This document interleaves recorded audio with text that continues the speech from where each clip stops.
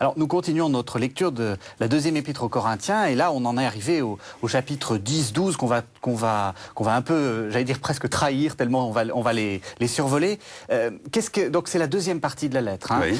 C'est une lettre. C'est une nouvelle lettre. C'est une nouvelle lettre, oui. en fait. Alors, quel est le problème? Apparemment, la réconciliation n'a pas réussi. Et donc, il a refusé d'y retourner, il a envoyé Tite, et maintenant, il se prépare à une troisième visite, comme il le dit au chapitre 13 à la fin. Mais là, il est assez sévère, parce qu'apparemment, ceux qui va jusqu'à appeler les pseudo-apôtres, ouais. Agents de Satan, s'il vous plaît, ouais.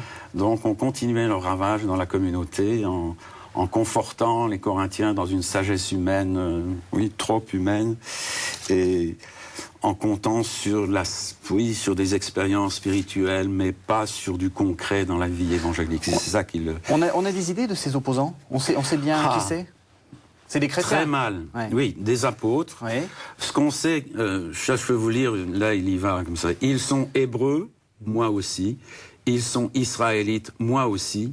Ils sont postérité d'Abraham, moi aussi. Ils sont ministres du Christ. Je vais dire une folie, moi plus qu'eux. Donc on voit leur origine, et c'est des rares fois où Paul revendique son pédigré juif pour montrer qu'il n'est pas inférieur à ceux qui se revendiquent sans doute d'avoir connu le Christ de son vivant. Alors ce qu'il refuse, c'est de mettre en avant ses propres expériences spirituelles, oui. Mais il est obligé de le faire, où il parle de son ravissement jusqu'au IIIe siècle, oui. Etc. Et il dit pour que l'excellence de ces révélations ne m'enorgueillisse pas, il a été mis une écharde dans la chair, un ange de Satan chargé de me souffleter. Alors ça, je peux vous amener un rayon entier de bouquins d'échardes sur l'écharde dans la chair, oui. Tentation sexuelle, ça n'a pas l'air. Oui. Une maladie, c'est l'opinion la plus répandue. Je ne crois pas. Moi, je crois avec Saint Jean Chrysostome que c'est ses adversaires qu'il vise. Et qu'il a demandé au Seigneur, mais écoute, ils empêchent ma mission, retire-les. Il dit non.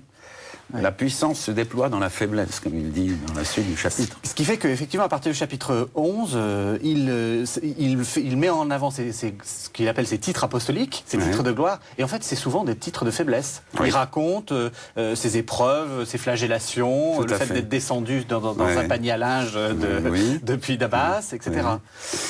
Alors, derrière, c'est assez intéressant de voir que, durant sa vie, Saint Paul s'est trouvé des saints patrons dans la Bible. Ici, il dit qu'il a été envoyé pour les construire et non pas pour les démolir. Il dit au début de cette lettre, au chapitre 10, et il le dit à la fin. Or, c'est tiré directement de Jérémie. C'est la vocation de Jérémie à qui Dieu dit qu'il va être un prophète pour construire et démolir. Donc là, il se réclame de Jérémie, qui lui-même a été un homme éprouvé, persécuté. Alors c'est sans doute cette accointance qu'il a avec ce prophète-là, qui lui aussi, Paul dit qu'il a été lapidé une fois.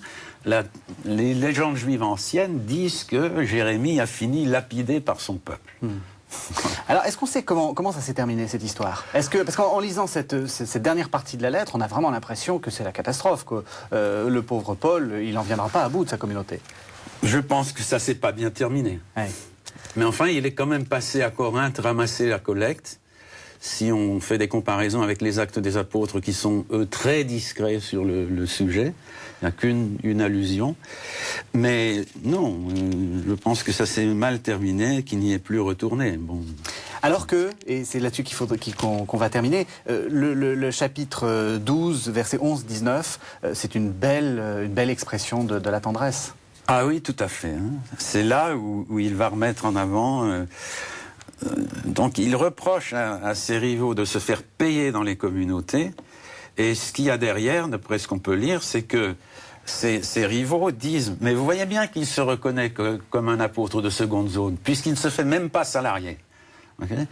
Alors là, oui, on voit tout son dévouement avec beaucoup d'ironie. Qu'est-ce que vous avez vu de moins que les autres églises, sinon que personnellement, je ne vous ai pas été à charge. Pardonnez-moi cette injustice. Merci beaucoup, Claude Tassin, de nous avoir fait découvrir cette lettre. Merci. Bon.